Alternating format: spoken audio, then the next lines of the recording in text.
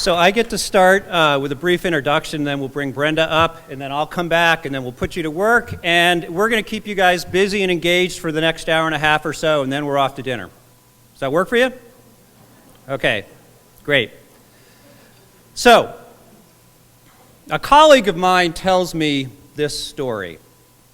This colleague, Brad, was a former deputy superintendent at a large urban district in the United States, and he tells me this story.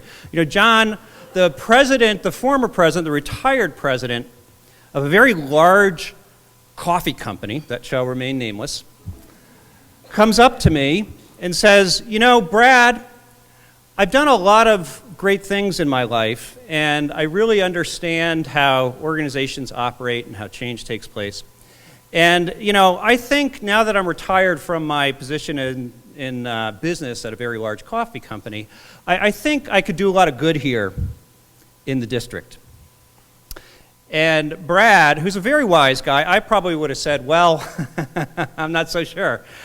But Brad said, well, that's very interesting. Why don't you take a look around, you know, spend some time in the schools, go to some union meetings, go to parent meetings, spend time with the students, follow principals around for a couple of days, and come back and tell me what you think.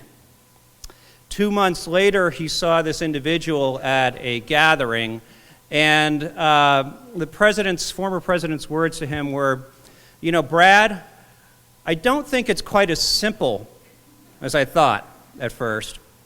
I think it's much more complicated. Now, the reality is, he got that half right. For those of you that are familiar with David Snowden's framework around simple, complicated, and complex that Brenda and her colleagues have certainly popularized and helped all of us to understand better, we know that the situation that we're in areas like education is not complicated, it's complex. And you know, this is one of a number of experiences that I've had over the last 2 years since we wrote Collective Impact, where people have gotten so excited about collective impact and about the way that we were able to put it in terms that they could understand, that they think it's simple. And I've seen that over and over again. In the simple, complicated, complex framework, you know, they're coming to us and they're saying, God, this is so easy, it's like a recipe. No, it's not. No, it's not. I wanted to scream, but I can't scream at people that are really excited about this. So the alternative was to say, okay, how can we help them understand? How can we maintain that excitement, that being jazzed for this work, the inspiration that the thinking around collective impact has created? Not send them back and say you can't get involved with it, but bring them in and help them understand what this work is about, this work being about complexity. So at the end of last year, we published our latest article called Embracing Emergence, How Collective Impact Addresses Complexity. And it just begins to touch the surface. And perhaps for many of you here in Canada who are very engaged in the thinking around complexity theory, it might have even seemed rudimentary. But I will tell you, for many people out there, you know, the light bulbs are just starting to go off in terms of the nature of this work and how challenging it is and how complex it is. But we can understand it. We don't need to run away from it. Saying that it's complex and it's not simple does not mean we need to run away from it. Now, when I first started to engage in thinking about how we could bring the story of complexity, the reality-based thinking of complexity, the notion that the systems we're involved with are unpredictable, they're evolving, they're changing over time, they will change us as much as we change them. When I started to think about how do we bring that thinking in, I scoured the literature of complexity theory over the last several decades. And you know, most of it I found to be hugely incomprehensible. But there was one person out there who I just couldn't get enough of. That the minute I started reading her work, the more I just wanted to get into it. And it made sense, and it was put into the context of social change. And it really started to make accessible this notion of complexity. We very much feel we're still neophytes in understanding complexity, but yet we are dedicated to figuring out how we can bring that vision and that lens and that orientation into the work of collective impact. We know it's absolutely critical. So I'm delighted that Paul convinced Brenda to come here today to talk a bit about complexity. Of course, we could spend years on it and still not feel like we get our arms around it. But I'm glad that Brenda's here, a master teacher of complexity theory, who can share some of the basic concepts with you and give you a sense of that. Now, again, in the United States and in many parts of the world, this is not part of the dialogue, complexity, and really understanding the lens of complexity theory. I know that many of you have been students and have been, involved and have seen Brenda and engaged with her on this topic. So we're not going to spend all of our time on that. Brenda's going to talk a bit about complexity in general, and then I'm going to bring it back into the collective impact lens, and then we're going to use some of Brenda's work around how you lead in complexity and try to put all of you to work in thinking about what that means as leaders of backbone organizations. So strap on your seatbelts and put your goggles on, and here we got Brenda Zimmerman. Great, thank you, John. Thanks very much. Well, I've decided one thing for sure. I'm definitely going to have Paul write my eulogy. So he doesn't know about the idea of underselling and over-delivering. But anyway, it's thank you very much for the unbelievably warm welcome from Paul and also from John. Great admirer of John's work and, of course, at the work of Tamarack. And so many of you in this room, there's a number of familiar faces in this room. So some of you may sort of be able to come up here and deliver the kind of material that I'm delivering here today because you've heard it in so many different contexts. Also listening to your conversation, I was here for the last sort of the panel discussion in the circle and also the debrief in terms of the 6 elements that you're looking at. There's 6 roles, and it was fascinating. I wrote down piece after piece after piece, which were complexity consistent, if not complexity inspired. And so I was really quite excited. At one point I leaned over to John and said, so what do I have to teach them? Because there's so much great knowledge here. But with all that knowledge and the fact that as John has pointed out, that we have spent, I think, more time, especially in the social service sector, and perhaps increasingly in the health sector, which I spend more time with in the last few years, using the actual language of complexity, using some of the principles of complexity in terms of our conversations and dialogue, there still is a huge complexity gap. There's a gap between what we consciously understand about these things or even can intellectualize and the practice of this kind of work. So that's why I'm talking today and calling it Facing the Complexity Gap in the work that you're doing. And so part of the reason this complexity gap exists, I think, is this wonderful quote from Bonobo. Managers would rather live with a problem they can't solve than with a solution they can't fully understand or control. Egos. You were talking about egos earlier, right? The huge sense of the ego that if we don't understand it, there's something wrong with it or something wrong with us, and so therefore let's just leave that one aside and let's do something that we can understand even if it's not appropriate for the context. And so I think that's the real challenge, and one of our complexity gap challenges that we have is our egos get in the way, because we have, and it's perhaps more so in Western society, and the more educated we are, the more we're likely to fall into this trap. There's a great article called Teaching Smart People How to Learn, which is this whole sense of we think we should be able to understand it. If we were really good at our work, we should figure this stuff out. And complexity challenges us. It asks for profound humility in terms of our work, which is not que sera, sera, but profound humility in terms of being able to understand these kinds of things. And so we're asking you to sort of look through this complexity lens quite deeply. Today I'm going to give you sort of a bit of a primer on complexity. So some of you I know are quite well versed in the theories behind complexity, and for some of you this is probably newer language newer theoretical constructs. So I'm going to set up more as a primer.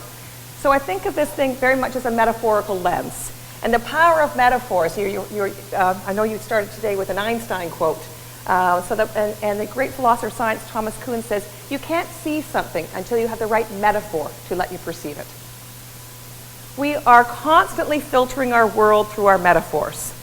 And some of us haven't thought about metaphors since grade 11 English or something, but we are metaphorical beings, and our metaphors are driving what we are about all the time.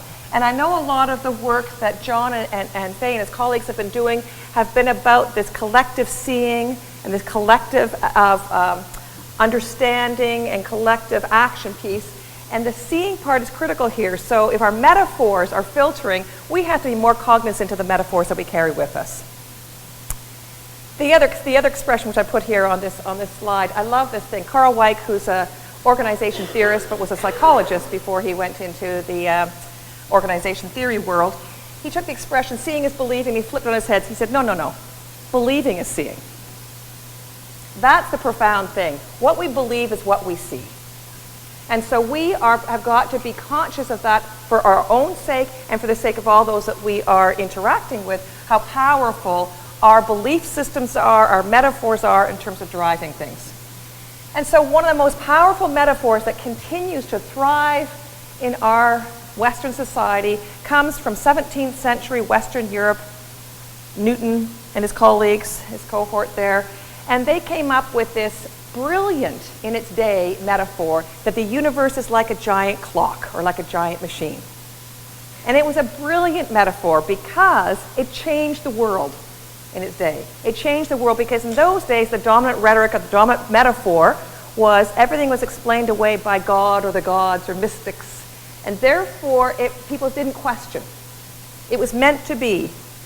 Your child died, well, that was supposed to happen, right? People are poor, well, that's supposed to happen. Accidents happen, well, that's supposed to happen. So there was no that rigor that we like in terms of the analysis, which certainly all of you folks here from the conversations, the fact that you be in this kind of meeting here, are looking for. So that Newtonian metaphor was brilliant at bringing rigor to all sorts of disciplines, in science and in social sciences as well. And so the metaphor is alive and well. We use that. It's very, very difficult. I teach in management programs most of the time. And it's very, very difficult to be in a management program for more than about half an hour before somebody doesn't use the word tool. Right? Tool. Tool is a mechanistic kind of term. We use these terms all the time. We re-engineer. Right? Some of you may be familiar with some re-engineering. We have human resources. Even the term human resources, all these mechanistic kinds of terms. So that machine metaphor is very significant in terms of our ways we look at things. And if we only look through this machine metaphor, powerful as it is, it becomes limiting and debilitating. Because if we think of things as machine parts, either ourselves or the systems that we are working within, we are going to limit our perspective on those kinds of things. And some of the comments that I heard at the end in terms of this generative capacity, etc., is not part of a machine kind of way of understanding the world. So I heard in your conversations a lot of stuff which was challenging this metaphor and some stuff that was entirely consistent with it. That's okay, as long as we recognize it's the metaphor that's shaping it and we don't get suckered by the metaphor. The problem with new metaphors are easy because we recognize them as metaphors. We recognize this as new language, so we recognize that it's just been created. And old metaphors are problematic because we start believing the metaphors are the reality. And so they start to become so deeply embedded in us that we start to not recognize that they are metaphors, but they are just the way things are. This is the reality. So to me, it's a simple analogy I use. It's sort of like going to a restaurant, a fine restaurant, and opening up the menu and then eating the menu. Right? The menu is not the meal, but when we get suckered by our metaphors, we start to believe the depiction, the theories, the frameworks are the thing. And I think this is what I'm hearing from John talk about, this wonderful framework that he and his colleagues have created. It is not a recipe. It's a brilliant framework to help us understand and deepen our understanding, but it will lose its power if we treat it like a recipe. That's part of the message I think that John is trying to convey with us here. So just to sort of take a look at this, I know a number of you have seen this if you've seen me my presentations before, but I'm going to ask you to choose one of these heart rate patterns. For the next 15 minutes, so the horizontal axis is time, the vertical axis is heart rate, your heartbeat, or heart rate in beats per minute. Which heart rate pattern would you like to have? So how many of you for the next 15 minutes would like to have the top heart rate pattern? Show of hands. Okay. How many of you would like to have the bottom one? Okay, more hands there. And the rest of you didn't choose? So, and hopefully we won't put you into that state, but the bottom rate, unfortunately, more hands came up for that one, that is 11 hours before somebody did flatline. That is a very unhealthy heart. The top one is a very healthy heart. Now, I tell you, I spend a lot of time in healthcare. I show this to doctors. Guess what they choose? Anyway, so we won't go there. So, because even medicine is driven by the machine metaphor, right? So we get driven. So to me, why do we choose that one? We look at the bottom one. So just yell out some things. Why does the bottom one look healthy? Orderly. Calmer. Less erratic. Predictable. Repetitive, right? All those kinds of things. It's got that wonderful control to it. And so, but the top one is actually a much healthier system because the bottom one is ignoring its reality. Whatever's happening, it's stuck in the same pattern. Right? Whereas the top one, as you laugh, as you yawn, as you reach for your coffee, your heart rate should be adjusting. So the top one is a very healthy system. Now, it's not totally random. That's another very unhealthy heart rate pattern, right? So healthy systems live in this world called bounded instability, where within bounds, they have instability. And that's what I think really good frameworks do for us. They give us some boundary conditions within which we can be adaptable and lively and alive. Right? So, but if we start to believe that the boundary conditions are the recipe, we get suckered by them and they lose their impact there. So IBM does a survey of CEOs and executive directors and prime ministers and leaders of all sorts of for-profit, not-for-profit, and public sector organizations every couple of years. And the survey they did last year said that the number one thing on these folks' minds was complexity. They said, we're all facing more complexity and we're concerned that we don't have the skills and capacity to address that complexity. So it was interesting across all the sectors. It's not just for the kind of work you're doing. People are facing this when they're making widgets as well as when they are dealing with such profound issues like you're dealing with in your collective impact work. But there's some of those folks who were standing out. They were thriving on complexity. And so they sort of did a little bit of digging there. And so what was making them thrive? One was this idea that they were embodying creative leadership. And by creative leadership, what we meant there was things like they were able to ask those questions. And a lot of you have heard me talk about leadership as inquiry, right? They were able to ask questions which changed or reframed the context for others and themselves.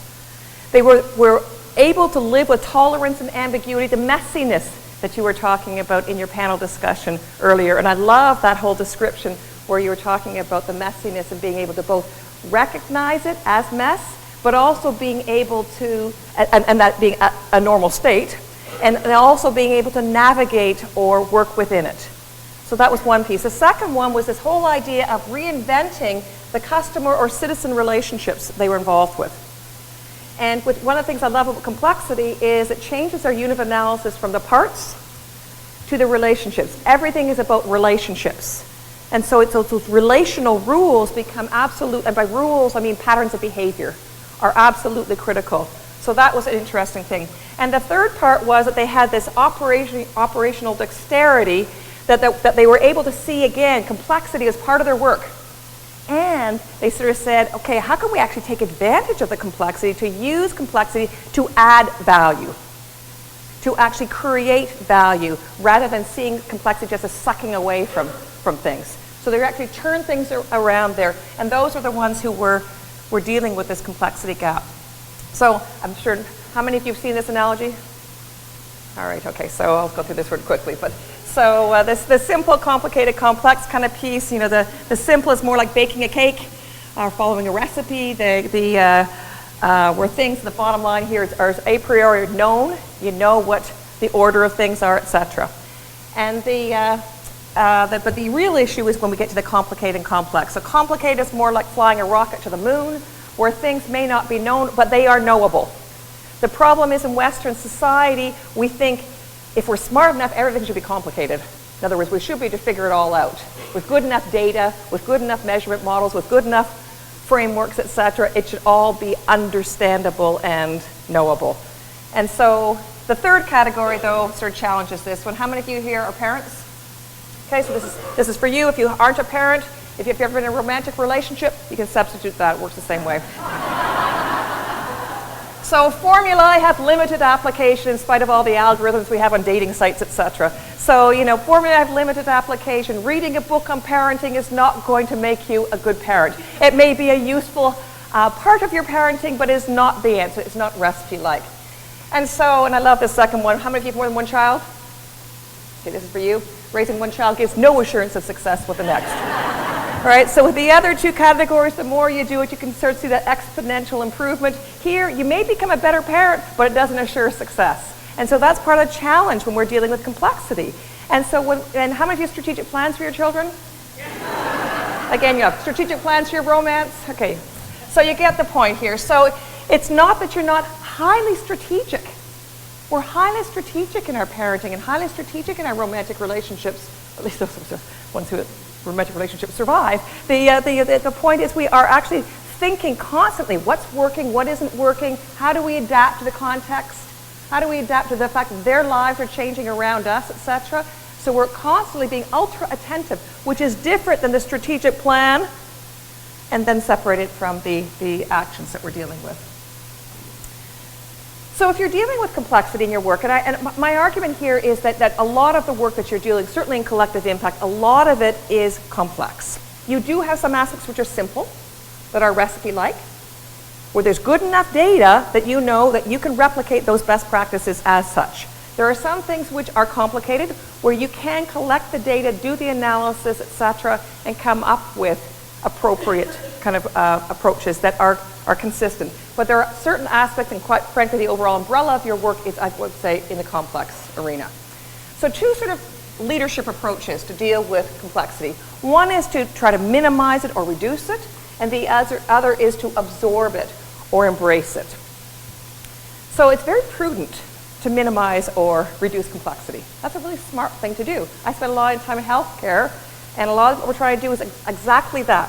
Why? We want to minimize or reduce complexity because if we can simplify wherever possible, we might be able to reduce errors, we might be able to improve predictability, we might be able to reduce costs for the same kind of impact, etc. And so standardizing, routinizing those kinds of things and figuring out what the best practices are makes a whole lot of sense. The problem is there are limits, as the analogy goes with the raising a child or romantic relationship, to when you can actually utilize this kind of leadership intervention. When the type of issue you're dealing with, the complexity, the structural complexity or the cognitive complexity is at such a level that minimizing or reducing it in this manner actually reduces the effectiveness of your impact, then you actually can no longer do that in a useful way. Okay, so that the idea here is we need to sort of discern what kind of level of complexity are we dealing with. So if we're talking about absorbing or embracing complexity, we're actually talking about putting complexity to work for our stakeholders. How do we actually use the complexity in the system not as something that's negative or we have to work through or whatever, but actually use it as a possibility, the potentialities and stuff that we were talking about earlier. So can we use the power of these rules of interactions that exist and could be created to create more positive emergent outcomes? And I know we're going to talk a bit about emergence this afternoon, so and I'll come back to that whole idea. That, you notice I put the word positive emergence, because emergence isn't good or bad, it just is. It's a description. So be local, that kind of idea, the sort of the global and local kind of interconnection. Promote a mindset of being fast and flexible, and it's what was interesting, and this came through from the CEOs that were interviewed by IBM, being nimble often means not doing it alone. You folks get that, right? That the importance of the collective. So if you think about the attributes of complex adaptive systems, which are ubiquitous, by the way. I'm a complex adaptive system. Tamarac's a complex adaptive system. This meeting here is. Our democracy is, etc. The stock market is. They share a number of interdependent elements. And I've bolded a couple, which I really want to focus on today. The emergent outcomes and the min specs, because they're all these things are tightly connected. But let me just go around some of the other ones first. So adaptable elements means the parts themselves can be changed and are constantly changing. So it was really interesting hearing when Liz asked you what your challenges were in the circle, when you say, well, the players keep changing. Right? The players themselves change, whether they are actually different players or whether they are changing, even if they are in the context. That's part of complexity. I'll skip the min specs for a sec. Embedded systems, systems within systems within systems. That idea, right? You can't separate them from the whole. Co-evolution, non-linearity. The idea that the size of the push to the system and the size of the output are not directly correlated. How many of you have been part of a huge strategic planning effort that changed nothing?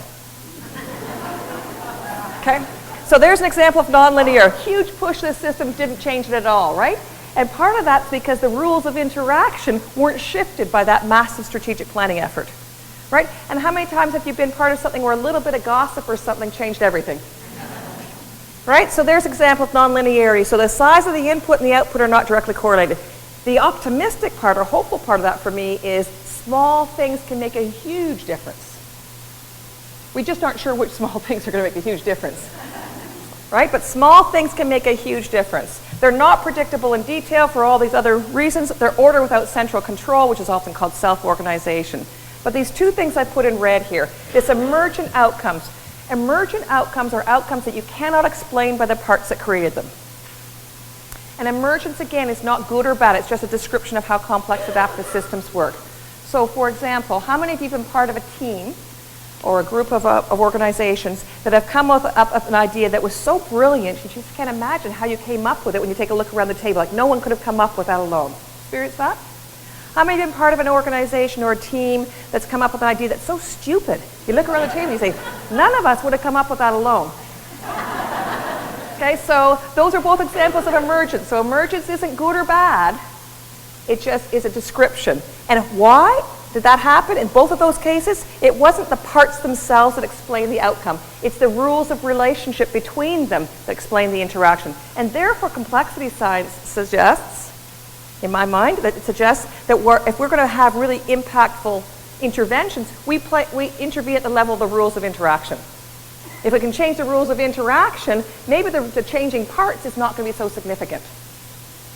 If the pattern that repeats is the rules of interaction, the parts, important as they are, human agency is important, but they become less significant in terms of the outcomes there. And part of this then is, how do we do this? Well, part of this is creating that bounded instability, is we create this idea of the minimum specifications, or sometimes called the simple rules. The few key things that we want to repeat. Minimum not as in lowering the bar or lowering the standards, but minimum as in few. Few key things that are going to allow the system to have this sort of sense of boundedness and yet have this variability and adaptability within it. And if we can create min specs that can create positive emergence, that is, I think, a huge leadership skill for us to develop. I love this quote by Kathleen Sutcliffe, who studies high reliability organizations. Things that never happened before happen all the time. So surprise just is. Again, I always get nervous when I go and do research at organizations and I hear an executive director saying, the one thing I always tell my staff, I don't care what happens as long as there are no surprises. And I go, ooh, because surprise happens. Surprise is part of what you're dealing with. And so we have to be more aware of the fact that surprise, A, is something you cannot avoid. B, how to recognize surprises when they're happening so that there are patterns that's different, that pattern recognition skill. And C, how to actually respond to these things. This is key to adaptability. So a lot of that literature on high reliability organization deals with that. So the idea of min specs or simple rules comes from biology. And so it comes from the idea that living systems follow these patterns of interaction, rules of interaction that repeat over and over and over again that create complexity. So democracy, for example, right? There's a few key rules to democracy which make a democratic system work. If we violate those rules, the system crumbles. There's a lot of other fluffy stuff around democracy, but there's a few key things that are absolutely elemental. Chess. How many chess players in the room? Okay, so how long would it take you to teach somebody how to teach me how to play the game of chess? The rules of chess. Half an hour? Jeez, my MBA students think it'll take me 5 minutes. Anyway, so I apparently haven't impressed you so much so far. Okay, it's only going to take a few minutes to teach somebody how a pawn moves or a rook moves, etc. How long would it take you to teach me the game of chess? A lifetime, right? It's an infinitely complex game with a few simple rules. Well, that to me is a powerful analogy for so much of what we do. We can have an infinitely complex game with a few simple rules. So ant colonies, termite colonies, some of you have seen those remarkable kind of structures that are 10 feet under the ground or 10 feet high or whatever, and created by these simple rules of interaction that repeat. And what are boids? Birds from Brooklyn, New York, of course.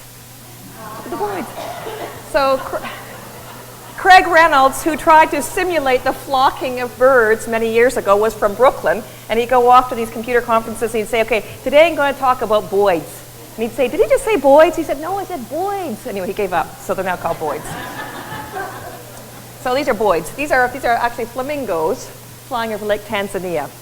And so part of what he did was he started to take a look at this flocking behavior of birds, schools of fish, hives of bees, etc., and sort of said, how do they actually keep those formations? You think those beautiful formations you get when you watch them during migratory seasons, etc. And what he did was he sort of said, okay, well, traditionally what we would do in this kind of a context is we would sort of think, well, okay, so if I'm a predator, let's say I'm a red-tailed hawk, and you are some species that I'd like to eat, sparrows or swallows or something. Anyway, so, and you were a flock of this, I would be able to, you would respond to my presence because the closest bird, what is your name, sorry? Penelope. Penelope may be the closest bird to me, so she would be sensing my presence, and somehow that information gets to the rest of the flock, right? Well, if that would happen, the flock would respond to the stimulus of a predator slower than the whole flock, right? Because first Penelope has to respond and somehow communicate it to the rest. But in actual fact, when birds and fish and bees are in this self-organizing form called the flocking behavior, they are ultra-sensitive to their environment such that they can respond to a stimulus up to 50 times faster than Penelope could alone. Wow. Right? Like, I mean, I've said that I don't know how many times in lectures, etc. It still makes your mind go, right? Because we cannot explain that through the parts. We cannot explain it through the smart bird phenomenon. In spite of the fact when I went to Molson Company Bird and I presented this, afterwards at Cocktail Hour, somebody says, yeah, there's got to be a CEO in that flock of flamingos somewhere. There's got to be some bird who's 50 times faster, 50 times smarter. Anyway, so Craig Reynolds sort of said he was trying to talk to biologists, and with observation, he came up with this simulated flocking of birds, and they found out they followed sort of 3 basic rules. They maintain a minimum distance from other boids and objects, which is why you don't have flocks of birds hit your window, other than Alfred Hitchcock films. They match the speed of neighboring boids or birds. So that's why you often seem to be moving as one. And they head towards the perceived center of the flock. That's why you often see the rounded edges. Now his simulation gets his boids, his simulated birds, up to 35 times more sensitive to the environment than a single bird alone. But it's not Mother Nature's rules. But they're better than our explanation of Penelope will recognize my presence and then send that information out to the group, right? So I think this is really quite profound that we can take a look at these rules, and that was sort of the inductive way of looking at the min specs. So min specs are minimum, as in the fewest. When he put in more rules, it slowed us flock down. If he took away one of those rules, it didn't work. So that was the minimum set of rules he needed to have to explain the behavior that he was observing. So the inductive approach is take a look at a current context in your community. Whatever it is that you're taking a look at, whether it be dropout rate from high school or whatever, what are the current rules of interaction between the players that are currently holding the system positively or negatively in this current configuration. So that would be an inductive way. The deductive way is to sort of say, okay, we want to achieve this outcome. What kinds of rules of interaction would we think we'd need to have in place to create those kinds of outcomes? And frequently, organizations who've done this do both. Right? First, they do the inductive kind of piece. What kinds of things, patterns of behaviors are we seeing? Can we intervene at the level of the behaviors, not the parts, but the in between the parts, relationship rules? And the other is to try and set these ones up. And we've seen a lot of this done very powerfully. I wanted to highlight, though, a min-specs is different from a checklist. A checklist works beautifully for simple and complicated things because it lays out clear tasks. When you have the optimal process ahead of time, you can know it ahead of time, etc. It relates to all those kinds of things. So it's perfect for efficiency. But it's not what I'm talking about. Min-specs or simple rules are when you need adaptability. So that's the bounded instability piece. You're not setting up the recipe, which is the checklist. You're setting up a set of preconditions or boundary conditions within which you want people to behave. Leaves lots of room for creativity and adaptability. So they give enough of a sense of direction, a good enough vision, but they don't overly specify how that's supposed to be played out. And I see this stuff playing out brilliantly in the work that John and his colleagues have done. Local solutions can be discovered at the edges. It doesn't have to be discovered in the head office, if you will. And this other piece is it creates coherence rather than consistency. So you can see a coherence to your overall pattern of outcomes, but they won't necessarily look the same. If you want things to look the same, min-specs is not going to work for you. Right? Because it's going to allow for some local adaptation and adaptability. So how many of you have seen this before? Many of you have seen this. So the simple, complicated, complex, sort of on this, this grid here, which is the horizontal axis, is how much predictability or certainty there is, and the vertical axis is, regardless of how predictable it is, do we agree on this? And as we move out through this, we can move from simple, complicated, out to the zone of complexity, which is the contrast here. When you're dealing with simpler, complicated things, you can plan and control. When you're dealing with zone of complexity, that doesn't work very well. So when you're dealing with things that are known or knowable, it is perfectly appropriate to plan first before you act. It's kind of lazy not to do that, actually. So it's perfectly appropriate to plan first. And your attention is during that strategic planning process. Right? That's when your attention is really kind of key. You aim for consistency. You do want best practices. You do want to repeat what you know already works. And you want to have a resilience, which is, I'm calling here today, engineering resilience. I'm going to differentiate engineering resilience from ecological resilience in a moment. But with complexity, remember going back to that raising a child analogy, you're acting and learning at the same time. You try something out, what works, drop what doesn't work, try something else, and you're constantly in that mode of reflecting on the patterns of behavior as they're going through. So you don't have the luxury of being, now I'm going to be really attentive to strategy, and now I'm going to let it go. You have to be constantly reflecting and adapting and paying attention to these things. And you aim for coherence, a global integration, but local relevance. So and these emergent outcomes are shaped by min-specs. And so this is where the power of a lot of the work that John and his colleagues are doing. And it creates something that's called ecological resilience.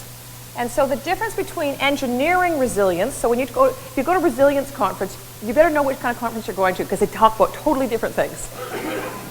So if you go to an engineering resilience conference, they teach you how to make sure a bridge can withstand shocks to the system and not move, or only move just enough that it can go back to where it was before.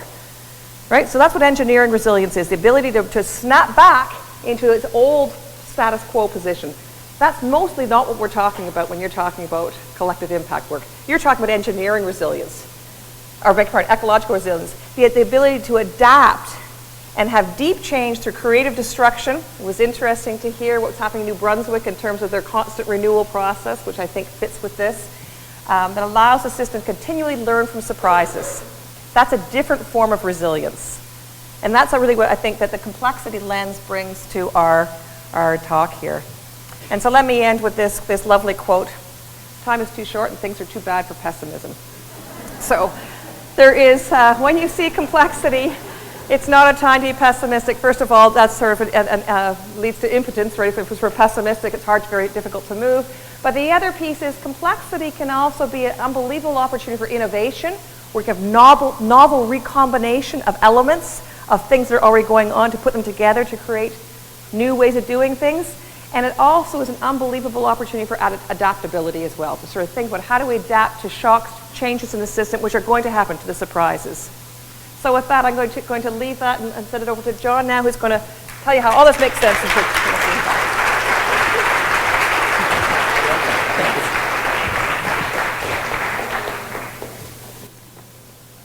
Wow. Around the world of complexity in 35 minutes. It was clear, it was lucid, I understood it. It was pretty extraordinary. So, thanks, Paul. So, complexity is obviously something that we can come back to, and we can come back to it again and again and again.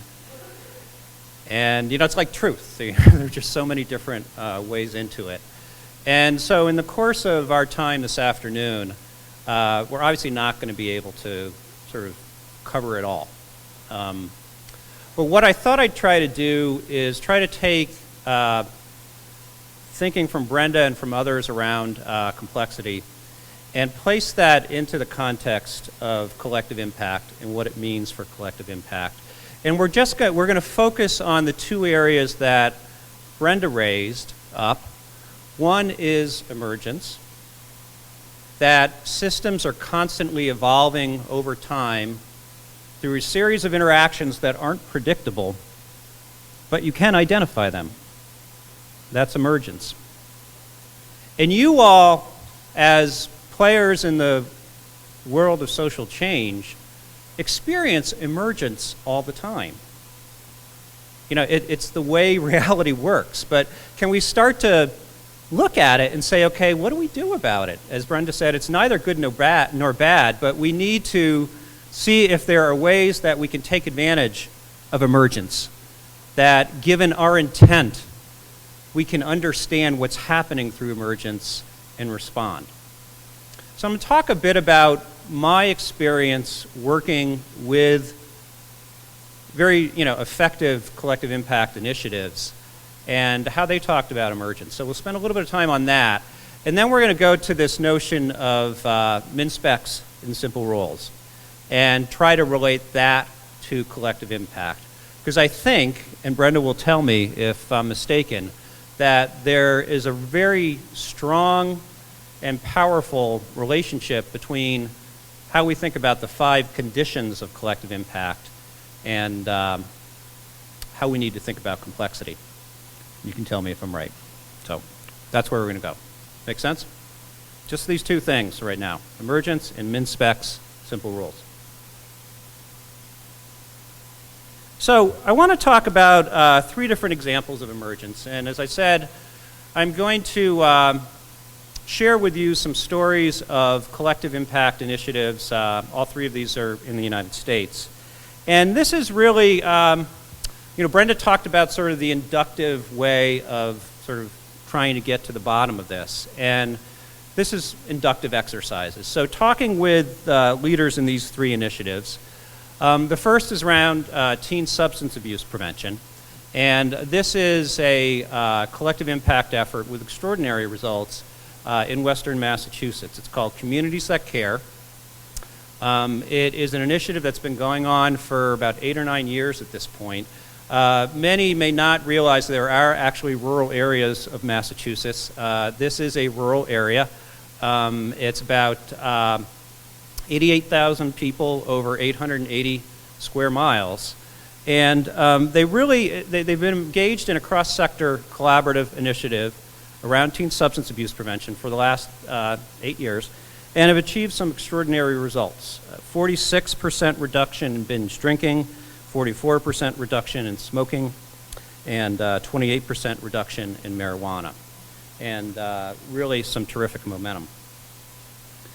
Now, what was interesting is that about 7 years into this initiative, between 2002 and 2009, they saw some very positive results, but not results that were completely in keeping what they were hoping for. You see, this initiative was focused, again, on teen substance abuse prevention, and their theory of change, their framework for change was around how do we support more positive behaviors among families and teens, and how do we, sort of provide incentives and supports for that, and how do we help minimize poor parental and teen behavior that leads ultimately to substance abuse. And one of the things that they were focused on, a strategy, if you will, was how parents could, in fact, be more positive in their parenting. And their strategy that they employed for quite a while was to basically create, a set of train the trainers. So folks who were good and understood positive parenting practices would go out and educate others around that, and they found that that wasn't working because they were looking closely at the data, not only the aggregate data, but they were looking at the very specific data from their strategies, and they found that wasn't working. So they decided to take a new approach and decided that they would try a more sort of air cover strategy in terms of a public will building campaign. And they were going to focus very specifically on parents and children in grades 7 through 12. And they worked with schools and businesses across the region to get their messages out around pizza boxes, grocery bags, paper napkins, fortune cookies, window banners, billboards, radio, anything that would get the word out about sort of how parents needed to think in a new way about how they sort of engaged with their children. And along the way, as they were involved in this public will building campaign, they came across some research, some evidence from other communities that said, if parents eat dinner with their children every night or on many nights, they're much more likely, the teens are much less likely to abuse substances. And they found that if the teen actually ate dinner in the same chair, that the results were even more profound. Amazing. So they actually put this message along with other messages into their public will building campaign. And what they found, they were doing focus groups and observing really carefully how people were responding to this campaign, public will building campaign, and they found that this message of parents eating with their kids really resonated. And the more they looked at it, they could see that it was also sort of coming into contact that people were it was not only resonating with them about substance abuse prevention, but it sort of it was consistent with the movement around child obesity prevention. It was consistent with the movement around sustainable foods and eating locally. It was consistent with the fact that the economy was doing really poor, and wow, let's just eat at home.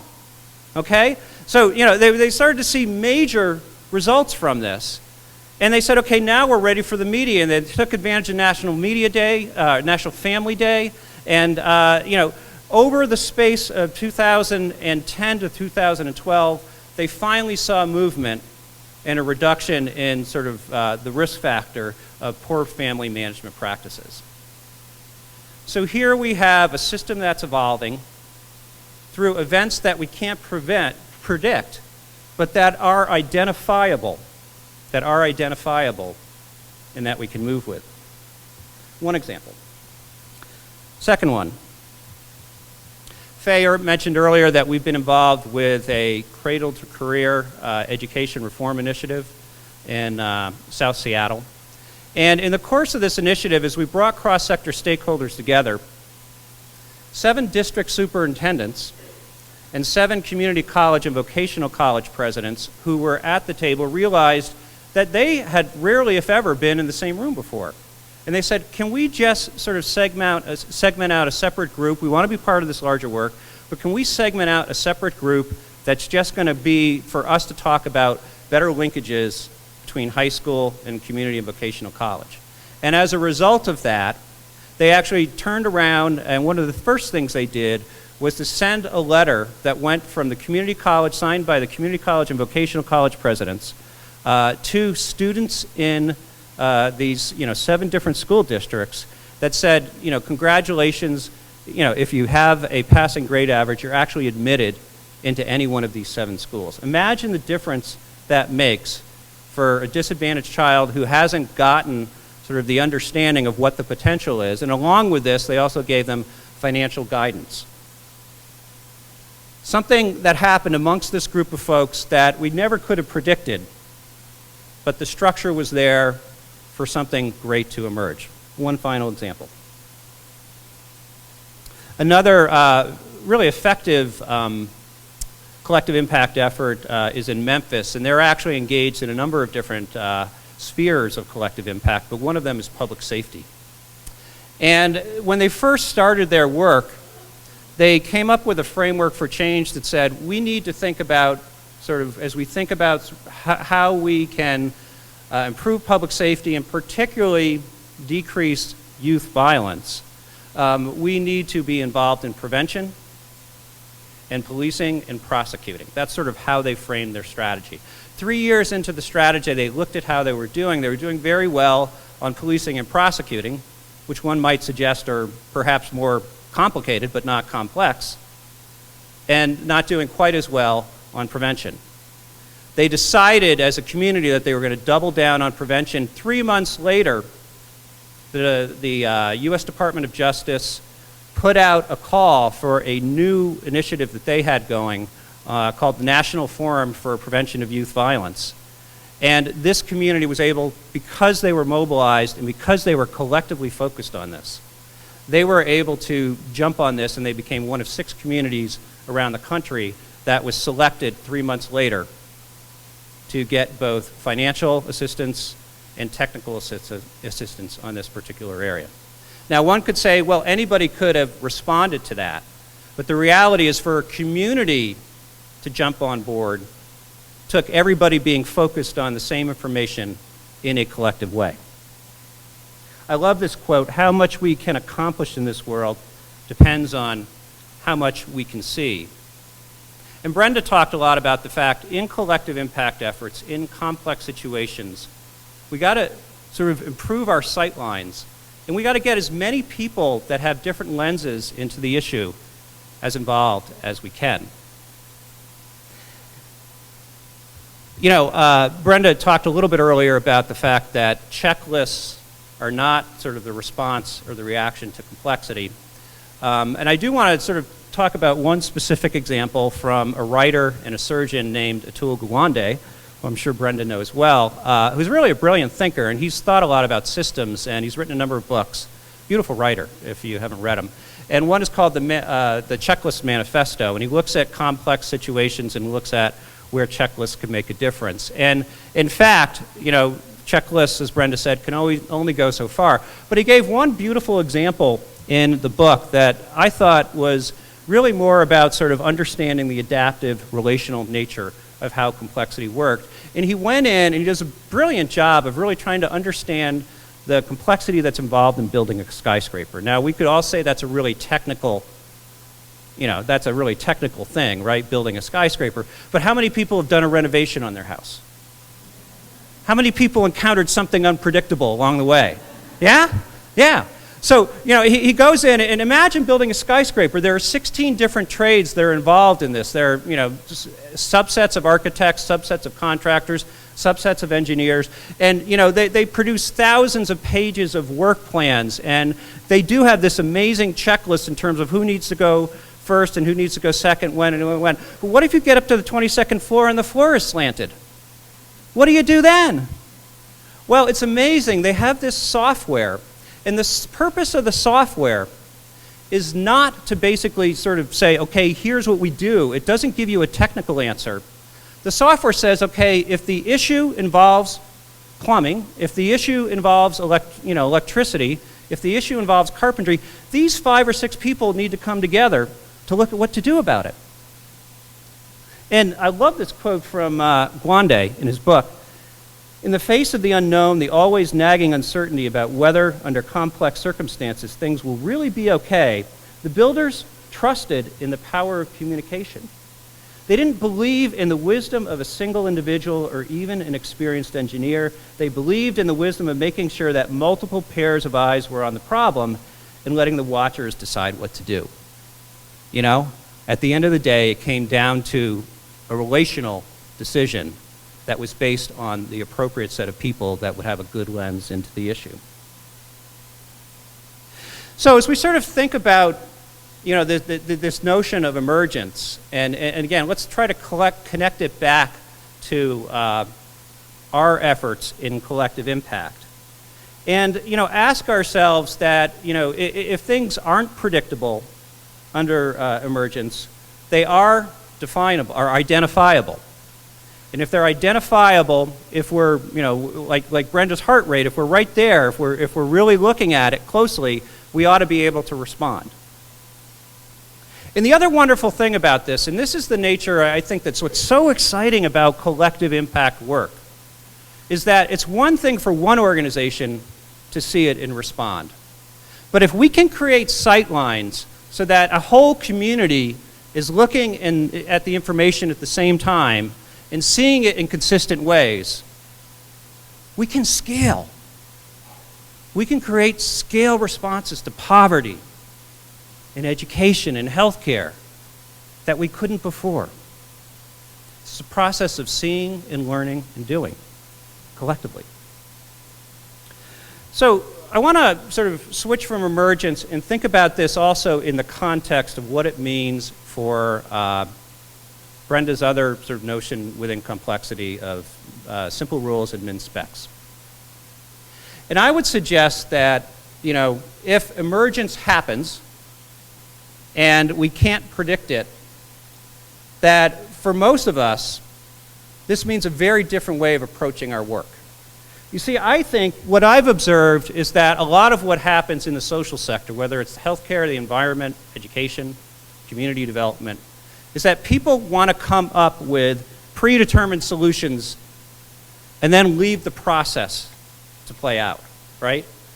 But if we buy into everything that Brenda has talked about today, what really needs to happen is that we need to think about predetermined rules of interaction, as Brenda was talking about with the Boyds,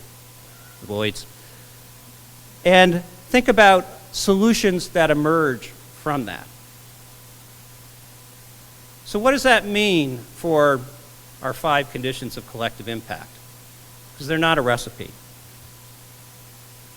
Well, I would suggest, and I've thought a lot about this, and I'm really interested in your thoughts, that when you look at the 5 conditions for collective impact, these are not technical solutions. These are relational conditions. And the other thing, you know, about this is that, when we went out and looked, as I mentioned earlier, at what would bring about collective impact, and I frankly don't think we certainly didn't have the underpinnings of complexity theory. But somehow or other, we happened upon a set of 5 conditions, not 20, but 5 conditions, min specs, that if you're engaged in these 5 arenas, you're more likely to see positive success. It's not guaranteed, but you're more likely to see positive success. So I would suggest that that's a way to think about the 5 conditions for collective impact, that they're min specs and they're simple rules. Are you with me? Okay. So, goodness, it's time is a-wasting. Well, we wanted to put you guys to work, and this will be an interesting exercise because having thrown everything that we've thrown at you so far today, we're now going to go on warp speed. And I'm going to ask my colleagues to actually pass out a 1-page handout. We'll make sure all of you have this first.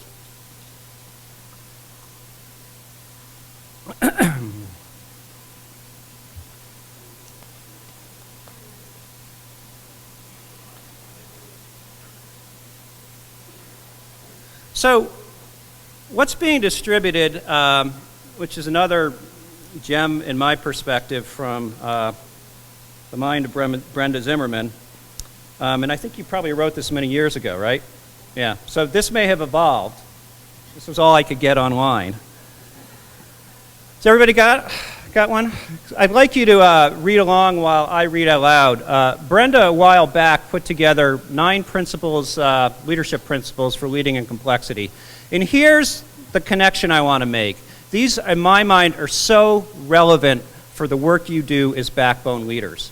And I want you to look at these, and I want you to recognize where you see yourself in this work. And we'll go through them briefly, then I'm going to ask you to reflect on them, and then we're going to ask you to share with another individual at your table. But let's just review these.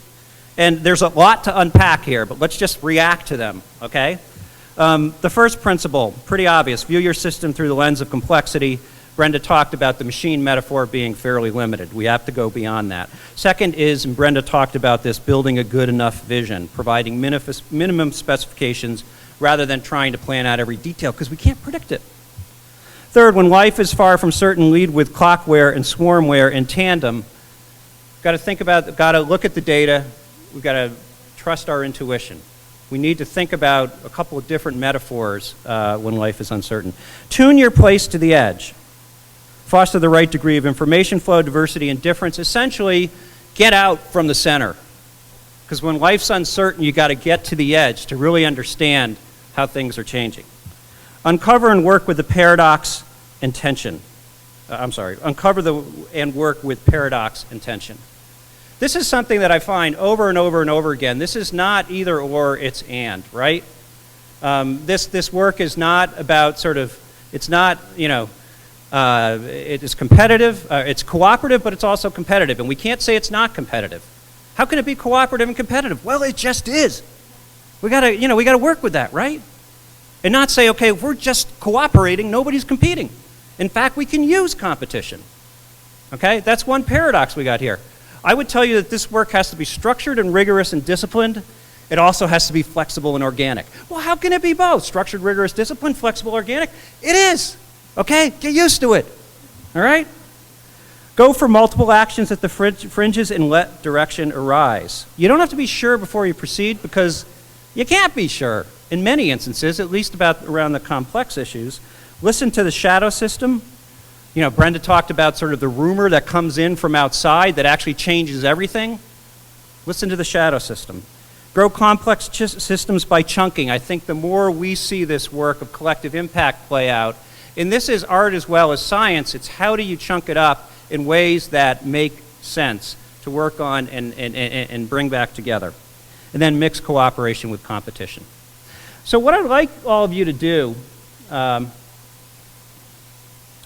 is spend a couple of minutes and just reflect on which 2 of these resonate for you. And you think like, oh my God, I just saw this the other day. This was just what happened. Spend a couple of minutes, jot down some thoughts, think about the story that, involved this. And then I'm going to ask each of you to share with one other person at your table. So do a pair share. So each take like 5 or 6 minutes to share your stories with each other. And then we'll do sort of a little bit of a wrap-up because we are running tight on time. But reflect on these 9 and which 2 of these resonate for you and think about a story. We'll have silence for a couple of minutes and then I'll ask you to share with one of your pod mates.